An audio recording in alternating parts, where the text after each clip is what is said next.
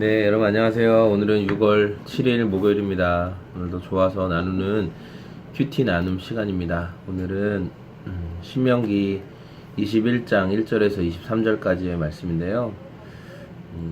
오늘 말씀에서는 이제 하나님께서 다스리시는 나라는 어떻게 어떠한 가치를 가지고 또 운행되어야 하는가에 대한 내용이 담겨 있는 것을 오늘 말씀을 통해 좀 묵상하게 됩니다.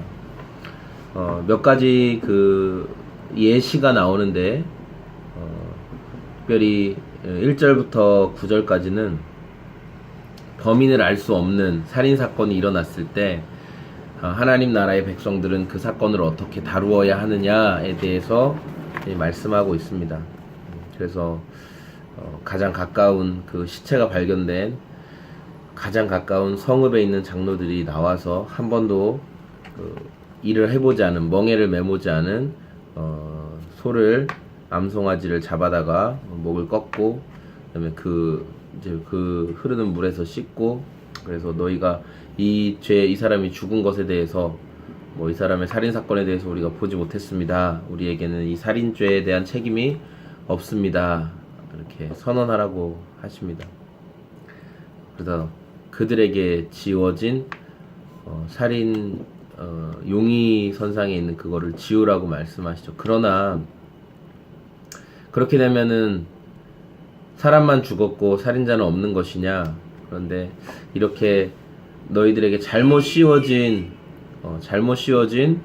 그 용의 선상에 오른 것에 대해서는 너희가 이렇게 책임을 벗지만 살인자에게는 반드시 하나님께서 주시는 그 추적과 책임이 있다는 것을 보게 됩니다. 또 포로로 잡아온 여자들 중에 아내로 삼고 싶은 여자가 있으면 어떻게 해야 된다. 그래서 머리를 다 밀고 손톱을 깎고 또 이렇게 깨끗하게 하고 옷을 다 갈아입히고 다 한 뒤에 한 달 동안 애곡하게 하고 자기가 떠나온 고향과 부모님을 향해서 애곡하게 한 뒤에 그제서야 아내로 맞이할 수 있다라는 말씀이 나오고, 또 이 여자가 돌아가고 싶다고 하면 얼마든지 돌려보낼 수 있는 자유도 있다는 것을 보게 됩니다. 특별히 마다들의 상속권 부분이 참 재미가 있는데, 사랑받는 아내가 있고 사랑받지 못한 아내가 있는데, 사랑받지 못한 아내 편에서 먼저 첫 번째 아들이 나왔고 사랑받는 아내를 편에서 두 번째 아들이 나왔는데, 그러면 사람 마음이 내가 사랑하는 아들에게 장자로 인정하고 싶고 장자에게는 두 배의 그 권한이, 유산을 물려받는 권한이 있거든요. 근데 그렇게 하지 말고 사랑받지 못하는 여자라 할지라도 그녀에게서 나온 아들이 첫째 아들이라면 그 첫째 아들에게 장자의 그 두 배로 물려받는 이 권리를 절대적으로 지켜줘라, 이렇게 말씀하시는 거예요. 저는 여러 가지 이제 오늘 말씀을 보면서 뭘 생각하게 됐냐면, 하나님께서 통치하시는 나라의 모습에 대해서 생각해 보게 된 것이죠. 하나님께서 통치하시는 나라의 가장 큰 특징은 인간 한 사람 한 사람이 인격적인 대우를 받는 거예요. 인격적인 대우를 받고, 그리고 서로에 대해서 감정적으로 반응하지 않는 거죠. 감정적으로 내 기분 나쁘다고 너를 완전히 사람 취급도 안 하고, 또 내 기분 좋다고 막 띄워주고 이런 게 아니라 지켜야 할 것을 반드시 지켜주고 사람을 인격적으로 대우해주는 것에 대해서 오늘 묵상하게 돼요.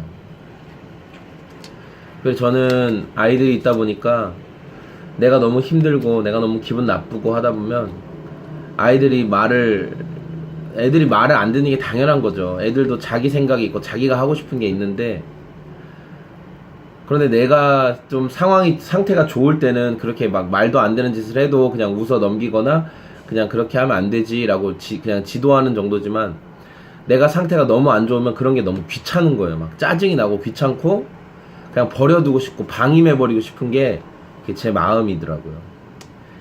그러니까 자녀들을 인격적으로 대우하지 못하고 자녀들을 노엽게 하지 말라라고 성경이 말하고 있는데, 자녀들을 노엽게 하는 거죠. 인격적으로 대우하지 못한다는 것은.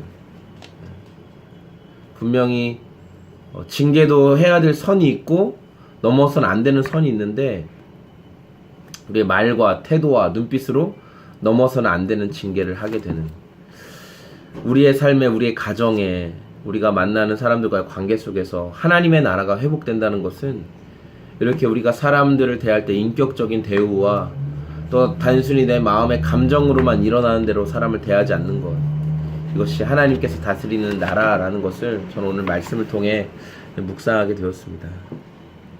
오늘도 여러분의 삶에서 하나님의 나라가 어떻게 회복되어야겠습니까? 여러분의 삶에서 어떻게 하나님의 나라가 드러나야 하겠습니까? 오늘 그 하나님의 나라를 회복하고 성취하는 여러분들의 오늘이 되시기를 소망합니다. 좋은 하루 되십시오. 안녕히 계세요.